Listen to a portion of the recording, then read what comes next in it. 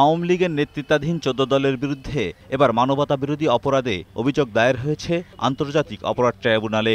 জাতীয়তাবাদী গণতান্ত্রিক আন্দোলন এনডিএম-এর চেয়ারম্যান ববি হাজ্জাদ বুধবার ট্রাইব্যুনালের তদন্ত সংস্থায় এই অভিযোগ দায়ের করেন। এর আগে দায়ের হওয়া কয়েকটি অভিযোগে আওয়ামী লীগ ও তার বিভিন্ন অঙ্গ সংগঠনের নাম উল্লেখ করা হয়েছে, তবে পৃথকভাবে ১৪ দলের নামে এই প্রথম অভিযোগ দায়ের হলো। অভিযোগে বলা হয়, ১৯শে জুলাই ১৪ দলের বৈঠকে সারা দেশে কারফিউ জারি এবং দেখামাত্র গুলির নির্দেশ দেওয়া হয়।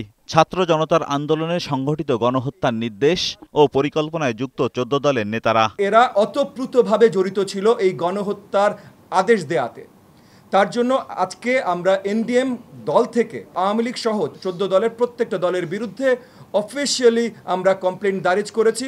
এছাড়া ৫ই আগস্ট পুরনো ঢাকার চাঙ্কারপুলে পুলিশের গুলিতে নিহত শাহরিয়ার খান আনাস হত্যার অভিযোগে শেখ হাসিনা ও তার পরিবারের সদস্য ও পুলিশ কর্মকর্তা সহ ২৫ জনের বিরুদ্ধে আন্তর্জাতিক অপরাধ ট্রাইব্যুনালের তদন্ত সংস্থায় পৃথক অভিযোগ দায়ের করে নিহতের পরিবার। যারা কমান্ডটা মেনে নিয়ে গুলি করছে তারা এবং যারা হুকুম দিছে তারা, এই প্রত্যেকের সাজাটা চাই।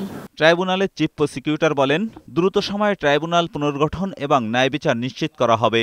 তাদেরকে এই মানবতা বিরোধী অপরাধের দায়ে তাদের বিরুদ্ধে তদন্তপূর্বক বিচার এবং আইন অনুযায়ী যথাযথ উপযুক্ত যে ব্যবস্থা সেটা গ্রহণের জন্য তারা দাবি জানিয়ে একটা অভিযোগ আমাদের কাছে দাখিল করেছেন। ৫ই আগস্ট আওয়ামী লীগ সরকার পতনের পর থেকে এ পর্যন্ত আন্তর্জাতিক অপরাধ ট্রাইব্যুনালে গণহত্যা, গুম ও মানবতাবিরোধী অপরাধে ৫১টি অভিযোগ দায়ের হয়েছে।